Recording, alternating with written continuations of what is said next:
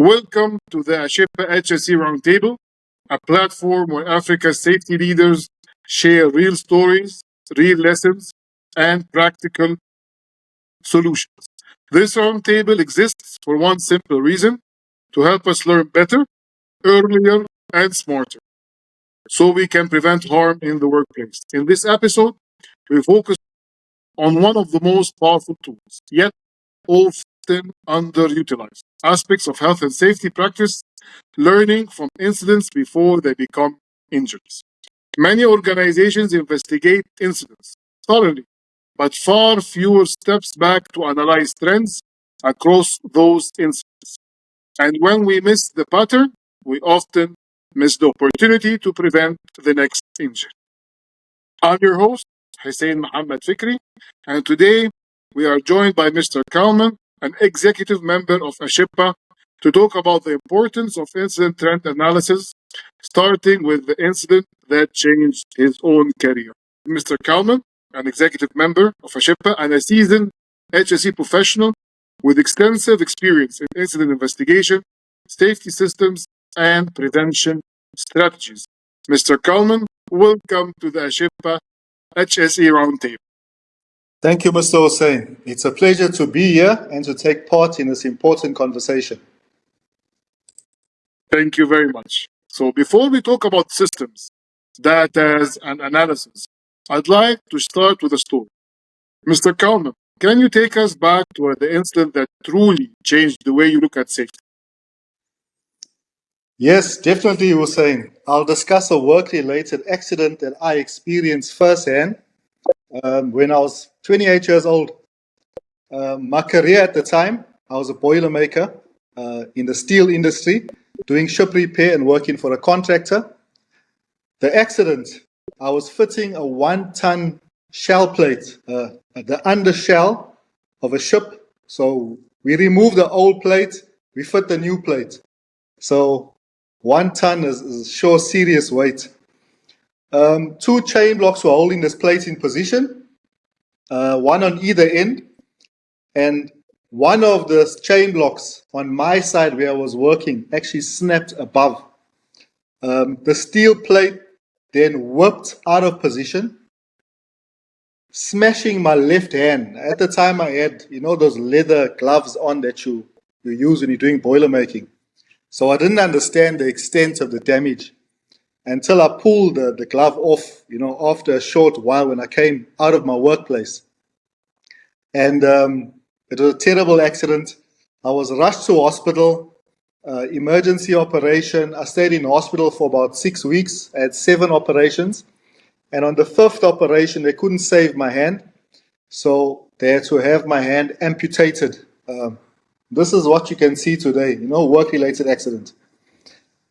I thought that was the end of it, but then I still had to endure 2 more years of occupational therapy and physiotherapy, to get your arms back to use, with what you have left. One of those things, but a serious, serious work accident. That is a very strong story. Facing the accident yourself is not easy, and definitely it's a very strong starting point in your career. So what stayed with you the most from the incident? The incident itself, or what you realized after? I think as human beings, we always think it'll never happen to me. You might be driving your car at home and you don't take things serious. You can have an accident. You might be in a shopping center shopping with your family. You could have an accident. Accidents can happen to anybody at any time, regardless. There's no name, color, creed, religion attached. Accidents just happen. And then everyone who enters the job site must be safety focused. I like to say that you must switch your consciousness on. True, because accidents from where we see it happens in a matter of seconds. It doesn't ask you before it happens. Excuse me, the accident will happen. It will happen without taking permission, if we can say. So yes, I agree 100%. Definitely. Looking back now on this accident, Mr. Calmin, were there any warning signs or patterns that existed before the incident occurred? Yes, definitely. Before my accident, I was working on a night shift.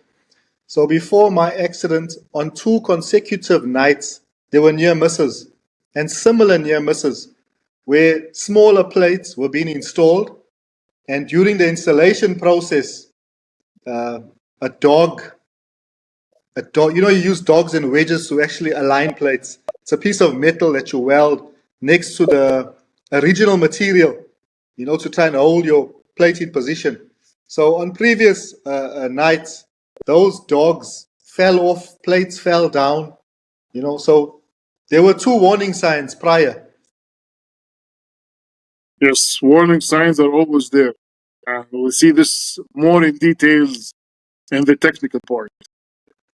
Would you say that this experience is what pushed you to focus more on trends and patterns rather than treating accidents as isolated events? Yes, 100%. If the 2 previous near misses were managed, taken seriously, investigated, if there were corrective actions put in place, if communication was put through to all the staff and the frontline workers, I don't think my accident, and let alone this injury, would have even occurred. I would probably be talking to you today with 2 hands. Yes, that's a very powerful insight. And of course, yes. And this also brings us directly into the core topic today, which is incident trends and analysis. So, Mr. Kalman, many organizations do investigate incidents one by one. Reports are written, actions are closed, and then everyone moves on without following up. Why is this approach not enough? I think we need to address all potential incidents. We need to address negative actions in a workplace. We need to address your near misses in a workplace. If we can have oversight over all of these actions, identify the potential threat, then we can address specific countermeasures or risk control measures for those threats before those actions become accidents and serious injuries in the workplace. This could entail, retraining, improvements of a risk assessment, improvements of a safe work procedure. On a deeper level, we can address critical risk management, via hands-on verification, where you'll have a professional go onto site and actually verify, look at the permit, make sure the permits are signed off, make sure the risk assessment for specific risks are attached, that is communicated.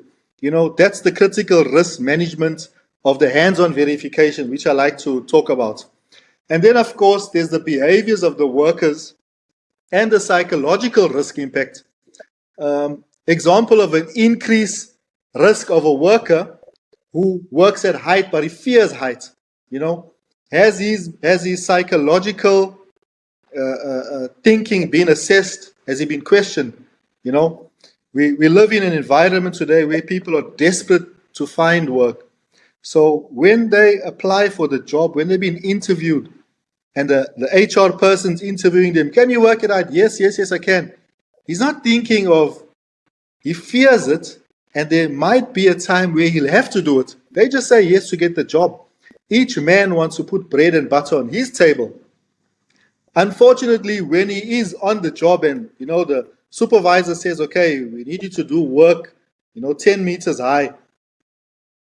Even though it's 10 meters high and he knows he fears working, at height, he's going to go and work because of increase. Nobody wants to get fired. He needs to make his money, So the guy will go up, but now he has increased the risk on the current conditions because of his fear. So that's something else we need to take into consideration. Yeah, 100%. I mean, speaking about hands-on verification, one of the strongest things you mentioned, Mr. Kalman. I remember in one of my experiences, I used to tell the officers before signing the permit, like you said, mentioned. Go to the scaffold, check the scaffold, go on the scaffold itself, make sure that you as a safety professional, you are safe working on that scaffold before you go and sign off the permit. Because if you as an HSE professional, you are not safe on the scaffold, that means the other person will not be safe. Yes, of course, the technical point of view is important and measuring and weighing, but also us as HSE professionals, we need to do this because I saw many professionals in my career. They, like you said, they sign off the permit in the office and then the accident happens. So this is a very, very strong point. I completely agree with you. And of course, psychological risk is a very big topic that inshallah we will be covering later on in a huge round table because it is a big issue. I agree with you. This is part one. Thank you for listening to part one. We will move then to part two.